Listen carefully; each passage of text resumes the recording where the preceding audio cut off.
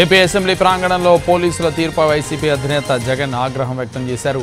ఎమ్మెల్యేలు, ఎమ్మెల్సీల చేతిలో ప్లకార్డులు, పేపర్లతో లాక్కునే ప్రయత్నం చేశారు పోలీసులు. దీంతో పోలీసుల తీరుపై తీవ్ర ఆగ్రహం వ్యక్తం చేశారు జగన్. ఆ అధికారం ఎవరిచ్చారంటూ పోలీసులను ప్రశ్నించారు జగన్. పోలీసుల జులుం ఎల్లకాలం సాగదని, ఆ విషయాన్ని పోలీసులు గుర్తుపెట్టుకోవాలన్నారు జగన్. పోలీసుల టోపీలపై ఉన్న సింహాలు ప్రజాస్వామ్యాన్ని కాపాడాలన్నారు. కానీ ప్రజాస్వామ్యాన్ని ఖూనీ చేయడానికి కాదని ఆగ్రహం వ్యక్తం చేశారు జగన్.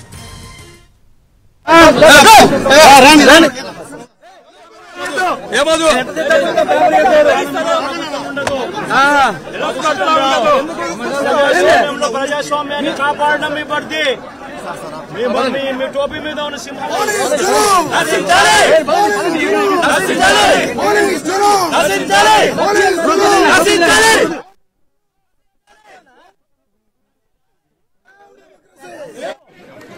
ఎమ్మెల్యే దగ్గర నుంచి, ఎమ్మెల్సీ దగ్గర నుంచి ఇలా పేపర్లు గుంజుకొని లాక్కొని మీ ఇష్టం వచ్చినట్టుగా చింపే కార్యక్రమం చేసే అధికారం ఎవరిచ్చారు?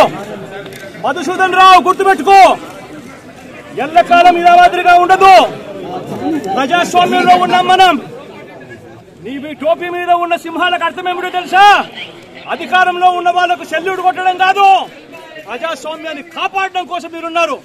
గుర్తుపెట్టుకోండి.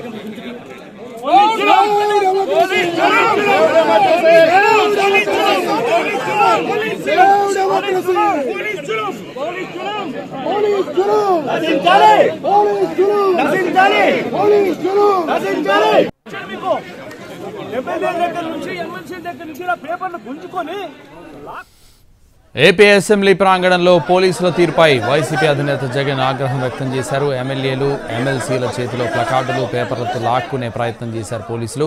దీంతో పోలీసుల తీరుపై తీవ్ర ఆగ్రహం వ్యక్తం చేశారు జగన్. ఆ అధికారం ఎవరిచ్చారంటూ పోలీసులను ప్రశ్నించారు జగన్. పోలీసుల జులుం ఎల్లకాలం సాగదని, ఆ విషయాన్ని పోలీసులు గుర్తుపెట్టుకోవాలన్నారు జగన్. పోలీసుల టోపీలపై ఉన్న సింహాలు ప్రజాస్వామ్యాన్ని కాపాడాలన్నారు. కానీ ప్రజాస్వామ్యాన్ని కూని చేయడానికి కాదని ఆగ్రహం వ్యక్తం చేశారు జగన్.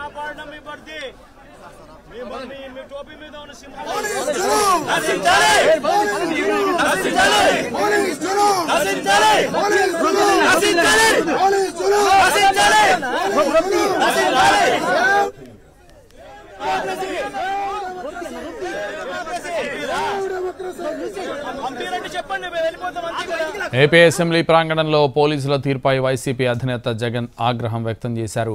ఇదే విషయానికి సంబంధించి మరింత సమాచారం మా ప్రతినిధి శ్రీకాంత్ లైవ్లో అందిస్తారు. శ్రీకాంత్, ఏపీలో కూటమి ప్రభుత్వం అధికారంలోకి వచ్చిన తర్వాత హింసాత్మక ఘటనలు, హత్యాకాండ పెరిగిపోయింది. దానికి సంబంధించి ఎటువంటి చర్యలు తీసుకోవట్లేదని దానికి నిరసనగా కూడా వైసీపీ ఎమ్మెల్యేలు, ఎమ్మెల్సీలు, ఆ పార్టీ అధినేత మాజీ సీఎం జగన్ ఆధ్వర్యంలో అయితే ఈ రోజున నల్ల కండువాలు కప్పుకొని అసెంబ్లీలోకి వెళ్లడం జరిగింది. అసెంబ్లీ గేటు బయట మొదలుపెట్టి అసెంబ్లీలోకి వెళ్లేందుకు ప్రధాన గేటు దగ్గరకు వచ్చే సమయానికి పోలీసులు అయితే ఎమ్మెల్యేలు, ఎమ్మెల్సీల చేతిలో ఉన్నటువంటి ప్లకార్డులు, ఏదైతే ఈ హత్యాకాండకు సంబంధించి కొన్ని చిత్రాలతో కూడినటువంటి ప్లకార్డులతో ఎమ్మెల్యేలు, ఎమ్మెల్సీలు అసెంబ్లీ లోపల గేట్ లోపలికి వెళ్లే ప్రయత్నం చేశారు. అయితే పోలీసులు వాటిని కొంతమంది ఎమ్మెల్సీల చేతిలో కూడా, అంటే నందిగామ ఎమ్మెల్సీ ఎవరైతే కృష్ణా జిల్లా నుంచి ఉన్నారో ఆయన చేతిలో ఆ ప్లకార్డు లాక్కోవడంతో అక్కడ వివాదం అయితే చెలరేగింది. దీంతో జగన్ కూడా తీవ్ర ఆగ్రహం వ్యక్తం చేశారు. పోలీసుల తీరు మీద అసహనం కూడా వ్యక్తం చేశారు. ఆ ప్లకార్డులు చించివేయాలని, లాక్కోవాలని ఎవరు చెప్పారు? చట్ట ప్రకారం పోలీసులు నడుచుకోవాలి. అదేవిధంగా ఎవరైతే ప్రజాస్వామ్య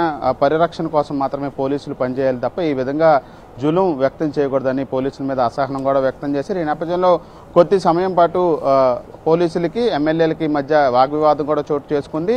ఇదే విధంగా పరిపాలన అన్ని సంవత్సరాల పాటు కూడా ఇదే కొనసాగుదని కూడా పోలీసులు ఆ తీరు పట్ల జగన్ అసహనం, ఆగ్రహం కూడా వ్యక్తం చేశారు. ఆ తర్వాత గేటు ఈ ప్లకార్డులతోనే లోపలికి వెళ్తామని చెప్పి కూడా ఎమ్మెల్యేలు, ఎమ్మెల్సీలు చెప్పిన నేపథ్యంలో అందరూ లోపలికి కూడా వెళ్లారు.